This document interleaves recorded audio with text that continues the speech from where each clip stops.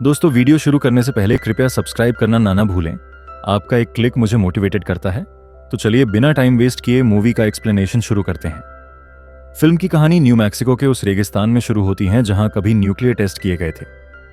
यहां एक औरत को म्यूटेंट जबरन कैद करके बच्चे को जन्म देने पर मजबूर कर रहे थे। दर्द से कराहती हुई औरत प्रसव में तड़प रही थी।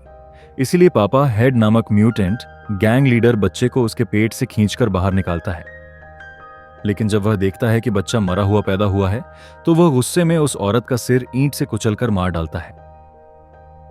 पता चलता है कि 2 साल पहले एक साधारण अमेरिकी परिवार गलती से सेक्टर 60 में घुस गया था।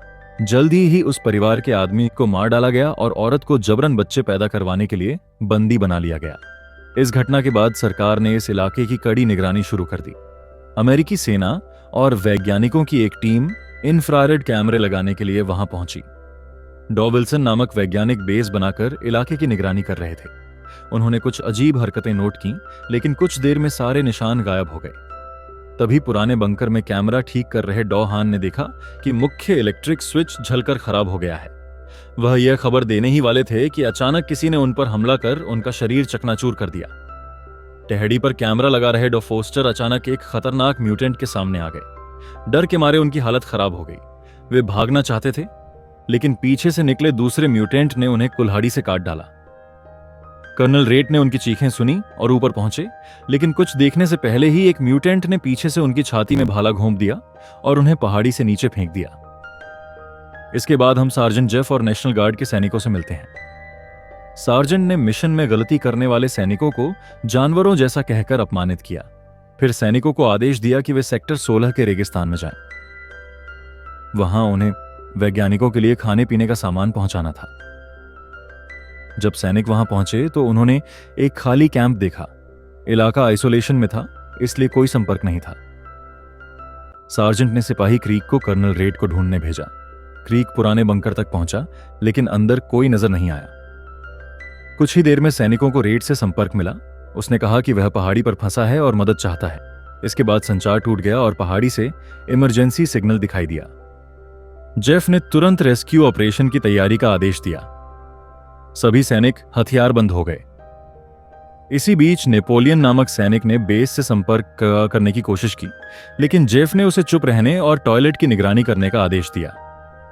जेफ ने एम्बर को बुलाकर रेडियो संपर्क में बने रहने को कहा और बाकी सैनिकों के साथ निकल पड़ा। रास्ते में एक सैनिक फिसलकर गहरे गड्ढे में गिरने ही वाला था, लेकिन उसे निकाल लिया गया। उन्होंने देखा कि वह गड्ढा काफी पुराना और गहरा है। सार्जेंट ने कहा कि यह शायद किसी गुफा में जाता हो और सभी को सीधा आगे बढ़ने का आदेश दिया। मिकी नामक सैनिक घायल पैर की वजह से यहीं रुक गया। नेपोलियन टॉयलेट में गया, तभी किसी का हाथ आकर उसकी टांगों को पकड़ लिया। घबराया हुआ सैनिक दौड़कर एम्बर के पास पहुंचा और अंदर जो देखा बताया। जब उन्होंने दरवाजा खोला तो अंदर खून से सना हुआ आदमी पड़ा था। वह कोई और नहीं, लापता डॉ विल्सन ही था। एम्बर उससे पूछती है कि उसके साथ क्या हुआ। डॉक्टर विल्सन अपनी आखिरी सांसों में बस इतना ही कह पाता है कि वे यहीं हैं, लेकिन सैनिकों को जवाब देने से पहले ही उसकी मौत हो जाती है।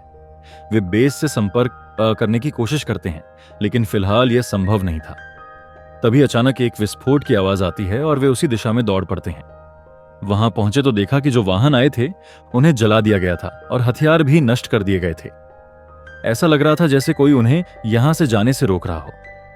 सैनिक रास्ता भटक जाते हैं और ऊपर चढ़ने का फैसला करते हैं। एम्बर ऊपर जाकर बाकी लोगों को चेतावनी देना चाहती है। नेपोलियन उसे अकेले न जाने की सलाह देता है, लेकिन खुद जाने से डरता है। वह सार्जेंट से संपर्क करना चाहता है, लेकिन एम्बर अपनी बात पर अड़ी रहती है। कुछ देर बाद डरावनी आवाजें सुनाई देती हैं। एम्बर नेपोलियन की ओर देखती है और तभी उसके पीछे एक म्यूटेंट लड़की का सिर दिखाई देता है। वे भागने की कोशिश करते हैं, लेकिन मिक्की उस लड़की पर दरांती से हमला कर देता है। घायल जीव चट्टान के अंदर बने एक रहस्यमय बिल में भाग जाता है। एम्बर जल्दी से मिक्की के पास जाती है। वे बात कर ही रहे होते हैं कि वह म्यूटेंट मिक्की को पैर से पकड़कर घसीट लेता है। एम्बर पूरी कोशिश करती है उसे बचाने की। नेपोलियन भी मदद के लिए आता है, लेकिन तब तक वह म्यूटेंट मिक्की का पैर उखाड़ देता है। राहत टीम पहाड़ी पर पहुंचती है, लेकिन घायल सैनिक की बजाय उन्हें डॉक्टर फॉस्टर की लाश मिलती है। सार्जेंट सैनिक सॉइटर को संपर्क स्थापित करने का आदेश देता है, लेकिन कोई फायदा नहीं होता। तभी वॉकी टॉकी से एक और मदद का सिग्नल आता है, लेकिन जवाब देने से पहले संपर्क कट जाता है। सार्जेंट कहता है कि उन्हें आगे बढ़कर मदद करनी चाहिए। रास्ते में अजीब आवाजें सुनाई देती हैं। 2 सैनिक जांच के लिए भेजे जाते हैं। तभी एक डरावना म्यूटेंट हमला कर देता है। वे गोलियां चलाते हैं, लेकिन वह जीव बहुत फुर्तीला होता है। सार्जेंट मौके पर पहुंचता है, लेकिन अपने ही सैनिक की गोली से घायल हो जाता है। सैनिक उसे बचाने की कोशिश करते हैं, लेकिन तब तक बहुत देर हो चुकी होती है। एम्बर और नेपोलियन वहां पहुंचते हैं और सार्जेंट की लाश देखकर बहुत दुखी होते हैं। वे समझ जाते हैं कि यहां ज्यादा देर नहीं रुक सकते। सैनिक उसकी लाश को उठाकर पहाड़ी पर चढ़ने लगते हैं। रास्ते के अंत में टीम को नीचे उतरने के लिए रस्सी का इस्तेमाल करना पड़ता है। वे सार्जेंट की लाश को एक सैनिक के साथ रस्सी से बांधकर नीचे उतारने का फैसला करते हैं। नेपोलियन 2 लोगों के लिए एक खास रस्सी तैयार करता है और उन्हें नीचे उतारना शुरू करता है। शुरू में सब ठीक चलता है, लेकिन तभी एक म्यूटेंट रस्सी काट देता है। सैनिक नीचे गिरकर बुरी तरह टकराता है। जब सैनिक देखते हैं कि म्यूटेंट उन्हें एक एक कर मार रहे हैं, तो वे डर जाते हैं और मजबूरी में खतरनाक चट्टानों के रास्ते पर चलना शुरू करते हैं। थोड़ी देर बाद वे कुछ आवाजें सुनते हैं और पास जाकर देखते हैं कि एक बुरी तरह से घायल इंसान पड़ा है। यह कोई और नहीं बल्कि कर्नल रे होता है, जो मुश्किल से सांस ले रहा होता है। हैरान सैनिक उससे सेक्टर 16 के बारे में पूछते हैं। कर्नल उन्हें कई साल पहले की घटना के बारे में बताता है। सरकार ने म्यूटेंट्स को खत्म कर दिया था, लेकिन कुछ म्यूटेंट खदानों में छिप गए थे। यह सुनकर सैनिक डर जाते हैं और बाहर निकलने का रास्ता पूछते हैं। कर्नल बताता है कि केवल खदान के रास्ते ही बाहर निकला जा सकता है। म्यूटेंट पुरुषों को मारते हैं और औरतों को बच्चे पैदा करने के लिए कैद करते हैं। फिर वह क्रूर कर्नल कहता है, तुम सब वैसे भी मरोगे, और खुद को गोली मारकर जान दे देता है। सैनिक आगे बढ़ने से पहले थोड़ा आराम करने का फैसला करते हैं। एम्बर और उसकी दोस्त एक कोने में बात कर रही होती हैं। तभी म्यूटेंट्स पास आ जाते हैं। सैनिक उन पर गोलियां चलाकर उन्हें मार डालते हैं। सैनिक इस जीत का जश्न मनाते हैं और कहते हैं कि इलाके में ऐसे म्यूटेंट्स की संख्या बहुत ज्यादा है। मिस्सी शौच के लिए जाती है और एक म्यूटेंट पीछे से आकर उसका पेट चीर देता है। सैनिक उसे आखिरी पल में देख पाते हैं। जब वे उसके पीछे जाते हैं, एक सैनिक मदद बुलाने लौटना चाहता है। बाकी लोग उसे रोकते हैं, लेकिन वह बहाना बनाकर चला जाता है। वह एक अंडरग्राउंड हैच, छुपा हुआ रास्ता ढूंढता है और हिम्मत करके एक एक करके नीचे उतरते हैं। सुरंग में सैनिक पानी के हुक में फंस जाते हैं। नेपोलियन देखता है कि एम्बर अपनी जेब में एक गोली रख रही है। एम्बर कहती है कि उसने अपनी रक्षा के लिए ली है। तभी जमीन धंस जाती है और वे 2 मंजिला गड्ढे में गिर जाते हैं। ऊपर वाले उन्हें पहुंचने की कोशिश करते हैं। तभी छिपकली जैसे चेहरे वाला म्यूटेंट अगवा की गई लड़की को गाजर देता है। लड़की भागने की कोशिश करती है, लेकिन म्यूटेंटों के हाथ लग जाती है। इसी दौरान एम्बर म्यूटेंटों के कब्जे में आ जाती है, लेकिन नेपोलियन वक्त पर पहुंचकर लड़की को बचा लेता है। तभी एक अंधा म्यूटेंट उनकी गंध महसूस कर लेता है। भागते हुए एम्बर एक छुपा हुआ मैनहोल ढूंढ लेती है और दोनों तेजी से उसके अंदर चले जाते हैं। मगर जैसे बारिश से बचकर ओले में फंस गए हों, अंदर उन्हें दूसरा म्यूटेंट मिल जाता है, लेकिन वह उन पर हमला नहीं करता और यहीं रहने की इजाजत दे देता है। इस बीच सैनिक भी मैनहोल तक पहुंच जाते हैं और अंधा म्यूटेंट उनकी गंध पहचान लेता है। सबसे चालाक दिखने वाला म्यूटेंट हथियार उठाकर अंधाधुंध गोलियां चलाने लगता है।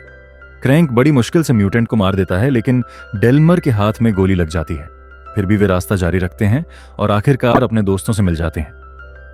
एम्बर और नेपोलियन उन्हें उस दोस्ताना म्यूटेंट से मिलवाते हैं। शुरू में वे उस पर भरोसा नहीं करते, लेकिन एम्बर साबित करती है कि वही उनकी मदद कर रहा था। म्यूटेंट उन्हें सड़ते हुए इंसानी लाशों से भरी बदबूदार सुरंग से ले जाता है। वहां मिकी की लाश देखकर क्रैंक गुस्से में म्यूटेंट पर झपटना चाहता है, लेकिन डेल्मर उसे रोक लेता है। अचानक डेल्मर को खून आने लगता है। पता चलता है कि उसके सीने में भी घाव था।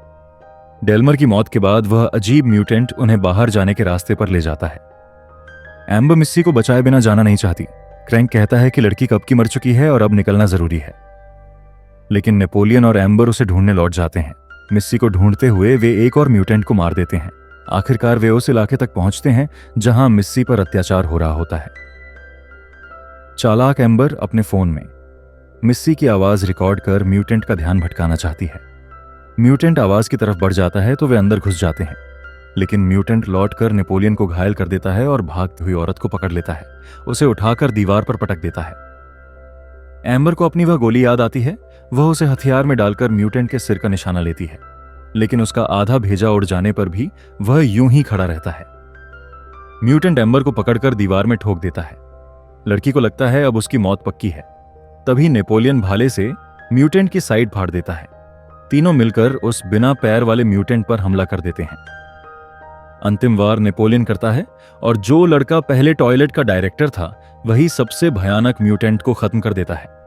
तीनों किसी तरह सुरंग से बाहर निकल जाते हैं, लेकिन उन्हें पता ही नहीं होता कि म्यूटेंट अब भी उन्हें देख रहा है। और इस तरह यह कहानी खत्म होती है। आपको यह फिल्म कैसी लगी कमेंट में बताइए। अगर वीडियो पसंद आया हो तो लाइक करें और चैनल को सब्सक्राइब करना ना भूलें।